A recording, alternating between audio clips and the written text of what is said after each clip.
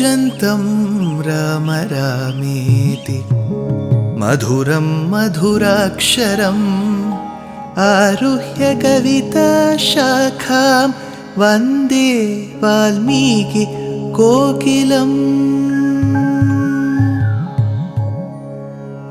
रामाय रामभद्राय रामचन्द्राय वेधसे रघुनाथाय नाथाय सीताया पतये नमः।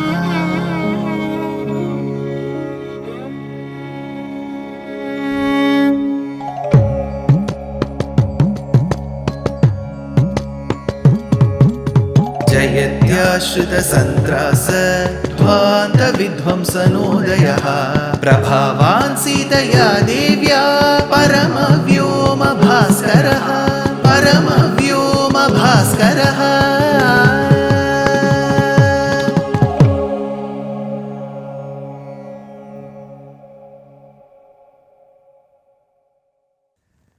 श्रीमते निगमान्त महादेशिकाय नमः। Vishwamitra sought Rama's presence in annihilating the demoniac forces. He said, Swaputram Rajashardulam Ramam Satya Parakramam Kakapakshadharam Veeram Jeshtham Me Datumarhasi. And he continued, Dasharatha, I know who your son really is. Aham Vedmi Mahatmanam Ramam Satya Parakramam. Akin to Vedahametam Purusham Mahantam, which the Upanishad, especially here we have this Vakyam from Purusha Suktam, which says so. Initially reluctant, upon the advice given by Vasishtha, Dasharatha sends Rama along with Lakshmana behind Vishwamitra to the forest. Tataka is killed, Subahu is killed, Maricha is driven away, and then Vishwamitra receives a message that there is an Utsavam being celebrated in the neighboring Mithila Desham. This Mithila Desham is currently or largely the Nepal country that we know of. So in Mithila Pradesham, Mithila is a Nagaram actually, and it is in a province called Videha, ruled by kings who have been given the title called Janaka. Janaka is the title given to the kings who ruled that Pradesham. So the current king was called Siradhvaja. So Siradhvaja Janaka was celebrating an Utsavam, a Yagyam for Shiva Dhanus. So for that bow of Lord Shiva, celebrated bow of Lord Shiva, an Utsavam was being celebrated, a festival was being commemorated. So for that Vishwamitra was invited. So that is when Vishwamitra thought, I have two eligible bachelors with me. Let's see if something good happens to them, and took them to Mithila. In the outskirts of Mithila was a vanam called Mithilopavanam. It was an upavanam, somewhere between the urban region and the forest region. Call it semi-forest or semi-urban. So it will have more vegetation. So in that upavanam called Mithilopavanam, the trio spot a hermitage which has been less maintained. That is when Rama questions Vishwamitra Maharshi as to whose ashramam it was. Vishwamitra Maharshi narrates the life history of a beautiful woman who later became the wife of Gautama Maharshi. Her name was Ahalyā. Tasya antaram viditva cha sahasrakshaha shachipatihi. One day, Shachi's pati. Why should Valmiki say that the eyes of Indra fell on Ahalyā? Because he was infatuated by her. He was lured by her. She did not do anything, but he was attracted to her. All the more, instead of calling him Vasava or Indra or Purandara and so on, he calls him Shachipatihi, which means he is already the husband to Shachi, a lady called Shachi, who is called Indrani. Now his eyes glances fell on Ahalyā, which means married men should never come with such kind of wrong thoughts about another lady. She could be a spinster, she could be the wife of somebody. But this is the moral that we learn from this particular episode. Muniveshadharo bhutva ahalyamiram abravit. One day he played a small drama. He enacted a drama where he created an atmosphere, an environment as if it was the early hours of the morning, sent Gautama Maharishi out of the hermitage, came in the disguise of Gautama for the union with Ahalyā. Now, what was Ahalya's state? Initially, she thought it was her husband. Later, from various signs, the voice, the tenor, the content in what he spoke, she got to know that this is in the disguise of her husband, but it is not her husband, it must be Indra, Shachipatihi. Munivesham sahasraksham Vijnaya Raghunandana Matim Chakara Durmedha Devaraja Kutuhala. But she thought, why should I not have a relationship with the king of all the celestials? Gautama Maharishi sensed that something wrong was happening. He came to the ashramam. Just then Indra escaped in the form of a cat. He cursed him to have 1,000 parts similar to the private parts of a woman. Later, through the austerities performed by Indra to goddess Parvati, he turned all those marks on him, scars on him into ice. So he was called Sahasrakshaha from then on. Now let us see what happened to Ahalyā.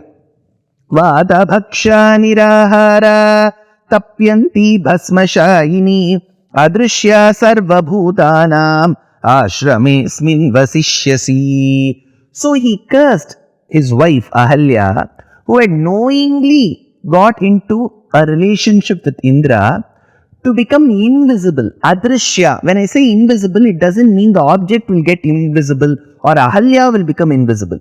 Though she may be present, the onlookers may not look to her with deep eyes. They may just think she is one of those objects in the atmosphere and go. This is where some of the acharyas in the local or in the transcreations of Ramayana have told that she turned into a stone.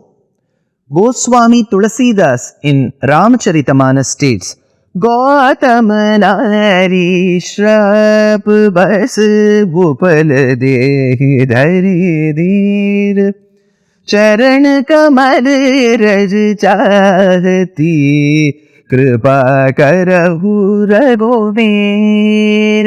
So Tulsidas states that she turned into a stone. In fact, one of the earliest transcreators of Ramayana in the Indian language, who was Kamban in the Tamil language, mentions Melliyalai noki vilai magal adayaniyum Kalliyal adi endran Karumagal ayamarungu vilvai. Kal. She turned into a stone. But this word stone, Pashana, is not mentioned by Valmiki. In such a scenario, it is better we assume that she started performing Prayaschitta. So she engaged in deep austerities, contemplating on what she should have done in that situation, why did this happen to her, and how in the future she must behave. So this was a time for introspection. What went wrong, and what should go in the future to make things right. So this was a time for her to internalize. When a product fails, you often introspect and try to correct that product. So she did her time of Prayaschittam. Now, Rama comes and gives emancipation to her. How he gives emancipation is another topic of discussion. Now, the moment he gives emancipation, Gautama Maharishi comes on his own accord, and Rama convinces Gautama that this period of Prayaschittam that his wife Ahalyā had performed had turned her into a very genuine lady, and it was time that Gautama too forgets the past and accepts her as his wife again. So Rama did mention very clearly to Gautama Maharishi that Ahalyā had committed a mistake. She has done Prayaschittam. If a person genuinely feels what he or she has done is wrong in the past, they should be given another chance. This was Rama's take. Now let us see what the Westerners have to say. So, not as old as Ramayana at all. There is this great person called Thomas Harvey in the colonial English literature.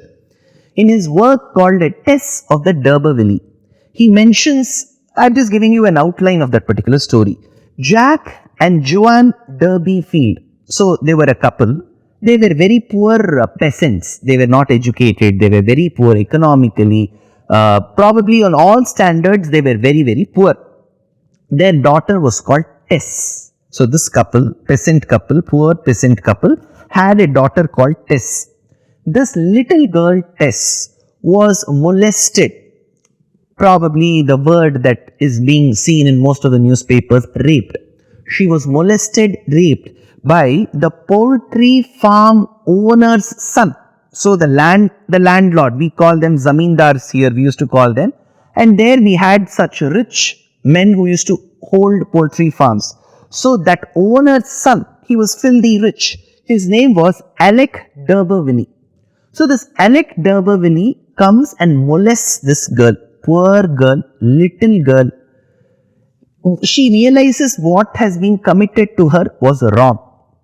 Now, later, she was given in marriage to a person called Angel Clare.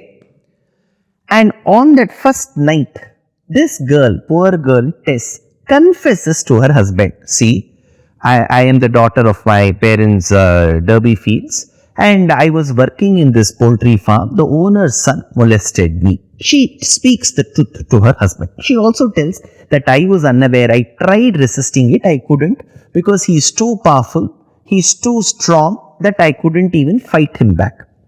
You know what the husband says? We believe in the virginity because it is a concept of the Western religions that as long as the woman remains a virgin, she is holy.